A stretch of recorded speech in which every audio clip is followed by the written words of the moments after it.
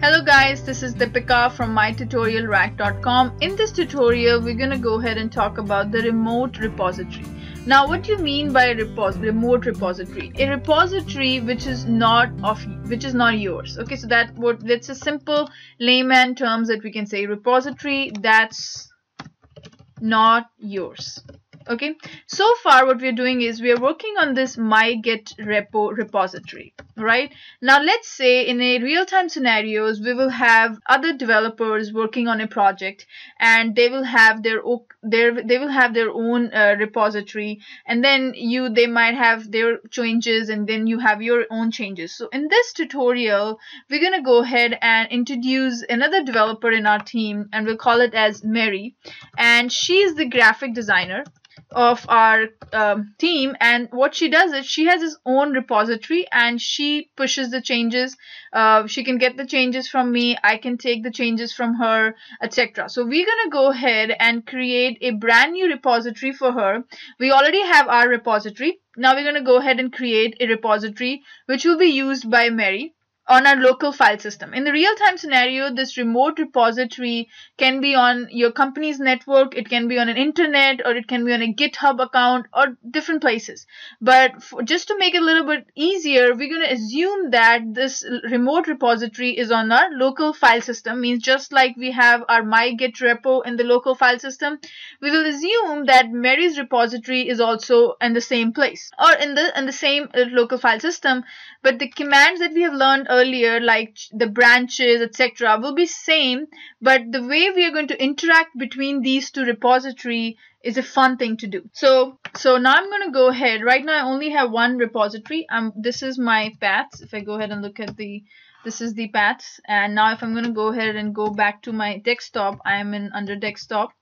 And now what I'm going to do is I'm going to go ahead and clone, means I'm going to create a copy of my Git repo, and the name of the Mary's repository, I'll call it as Mary's repo. Right now in this particular place under the desktop, you do not have a Mary's repository. So if you go ahead and look, there is no Mary present here so far. Okay, we have not created any repository for Mary's. Okay, there is no Mary's repository. But now what I'm doing is I'm going to go ahead and copy my command, the clone. I'm going to go ahead and copy my repository to Mary's repo. Okay, so whatever I have, she has it too. So I'm going to go ahead, and now it'll automatically create the Mary's repository. So if you go back now and you go to your Mary's here, this time you will see it has a Mary's repository got created. Okay, at 8:29. And this is the path. Under the same folder, under the desktop, you have your repository as well as Mary's repository. Now what I'm going to do is I assume myself as Mary, and I'm going to go ahead and make some changes. So I'm going to go inside the Mary's repo. If you go back inside the Mary's repo, and if you see what kind of project structure she has, you'll see whatever I have, because I cloned my repository into her, she has the same exact structure. So if I go into my GitHub, and if I go to if I go back here, and if I go to Mary's, she has the same exact set of pages. She has the same about folder. She has all these 3 pages inside that folder. So she has everything what I had. Okay, so now what we have created is we now similarly in the real-time scenarios also, each of the developers will have a place where they're going to go ahead and work. But now we need to see how we're going to interact between these repositories. Okay, first thing we're going to do is we're going to go ahead and configure the Mary's repository. Just like we did ours, when we set up the username and the email, similarly we are going to go ahead and configure Mary's repository so that we know who contributed what kind of changes. Okay, so if Mary's is the graphic designer and she's making some changes, I should know that okay, Mary's the person who made that change. So now I'm going to go ahead and configure Mary's repository, and I'm right now inside of the Mary's repository, and she has one branch called the master. So now I'm going to go ahead and say git config. That's the same command that we use, but this time I'm not going to go ahead and use the global flag in it, because now I'm going to go ahead and only setting the Mary's information. So the name would be Mary. So this is the name. I'm going to go ahead and set git config username is Mary. Okay, next thing I'm going to go ahead and do is the email address. Git config user dot of email, and the email address can be anything. I will say mary@gmail.com if you want to go ahead and set the email address. So I think we missed the G at the end.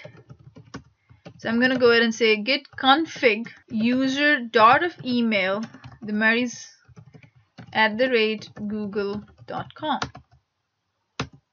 Okay, so now we have configured. Now the -- global flag was to set the configuration for the entire Git installation.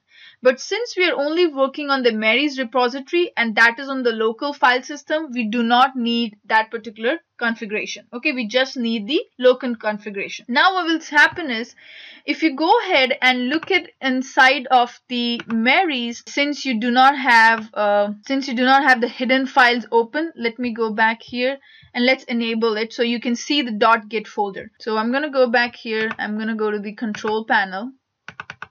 Make sure that your hidden files is open, means you can see the hidden files.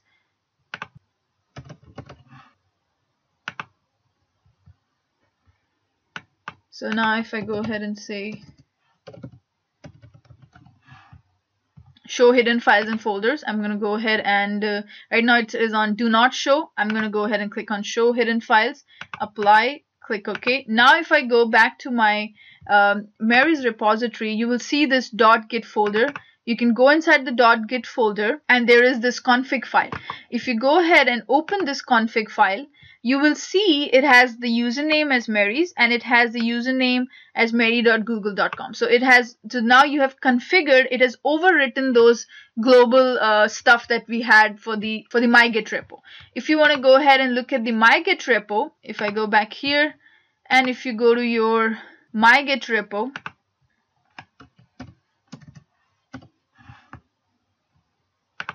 and if you look in this git folder and if you go ahead and open this particular config file, it has all the global stuff. Okay, but in this Marys, it has overridden those changes with the username and the email address. We should not make changes to the .config folder or .git folder. So going back to our bash window, so we have configured now.